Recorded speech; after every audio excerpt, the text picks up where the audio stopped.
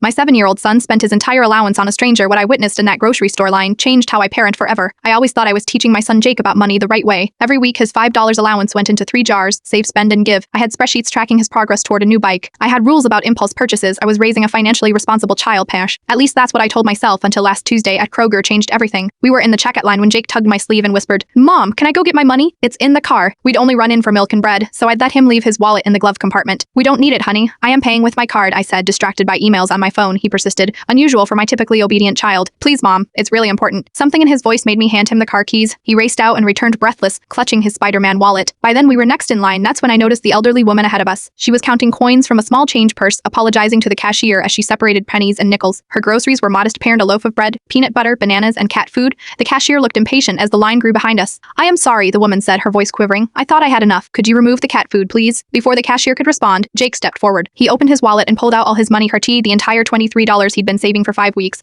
"I want to pay for her groceries, please," he said, his voice small but determined. The cashier looked at me questioningly. I nodded too, stunned to speak. The elderly woman turned around, confusion giving way to tears. "Oh, sweetheart, no. That's your money." Jake looked up at her with absolute certainty. "It's okay. My cat died last year and I know cats get really hungry. Your cat shouldn't have to be hungry." She tried to refuse, but Jake was insistent in that immovable way only children can be. As the cashier counted his crumpled bills and quarters, I watched my son's face. There was no hesitation, no regret. Her tone only the pure joy of being able to solve someone else's problem. The woman hugged him and whispered something in his ear that made him smile. As she left, I noticed she walked straighter, her shoulders no longer curved with the weight of dignity lost in that checkout line. "Jake," I said as we walked to the car, "that was all your money. What about the pronterms that you've been saving for?" He shrugged. "I can get pronterms later." She needed cat food now. That night, I threw away my parenting spreadsheets and behavior charts. I realized I'd been so focused on teaching Jake about financial responsibility that I'd almost missed teaching him about humanity. In my determination to raise a child who understood the value of money, I'd nearly overlooked raising a child who understood the value of compassion. The next morning, an envelope appeared in our mailbox. Inside was $23 and a note. "For the young gentleman who helped an old woman keep her dignity along with her cat food. Please tell him Mitten says, thank you." There was no name, no return address. I showed it to Jake, expecting him to reclaim his savings. Instead, he asked if we could use the money to buy more cat food and donate it to the animal shelter. My son is still learning about saving and spending, but as it turns out, he already understands the give jar better than I ever did. Sometimes the best financial education happens without a single lesson plan. Parentay just a Spider-Man wallet, an empty cat food bowl, and a heart that hasn't yet learned to walk past someone in need. Some children need to be taught kindness. Others, I've discovered, are here to teach it to us.